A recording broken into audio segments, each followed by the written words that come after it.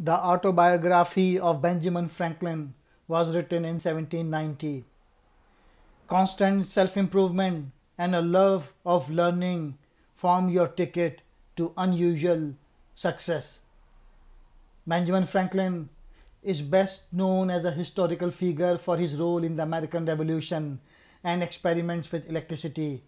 But as Frankel, scholar Ormond notes in his introduction to the autography, his great influence on the affairs of the 18th century Western world in business, politics, and science was built on his skills as a writer. In the history books, he looms large as a co-drafter of the Declaration of Independence and the American Constitution, but the autobiography has been lauded by biographer Richard as the first great book written in America. Benjamin Franklin's attitude to written work is summed up in one of his own aphorisms: "If you would not be forgotten as soon you are dead and rotten, either write things worth reading or do things worth writing." The autobiography was not a chronicle of Frankel's brilliance. The idea was to show how a person's life and character could become a noble one through constant self-assessment. Franklin, as a scientist, wrote it almost as if it were a report on the failures and success of experiments in living. At no point did he claim any special mastery over how to live life, but he was committed to finding a formula that could assure a person of some success. This motivation makes the autobiography one of the originals of self-help classics.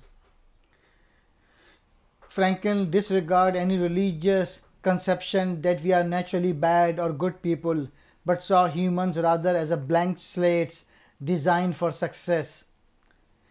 It was always natural for Franklin to be trying on a fresh identity, as if he were putting on new clothes.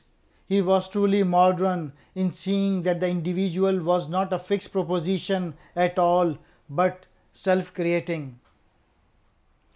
Mastery of words would be his ticket out of mediocrity. He would pursue a friend working at a bookseller to lend him books overnight, devouring them between finishing his day's work and starting another. Franklin would have agreed with the phrase, "Leaders are readers." Read at least a dozen non-fiction books a year and your life will be enriched and improved. Franklin's message is timeless. Greatness is not for the few, but is the duty of all of us. We protest that we are not that special, that we don't have the talent or the drive, but Franklin knew that an ethic of constant self-improvement is the yeast that makes an individual rise. Benjamin Franklin also advocated use of morning question, "What good shall I do this day?" and an evening question, "What good have I done today?"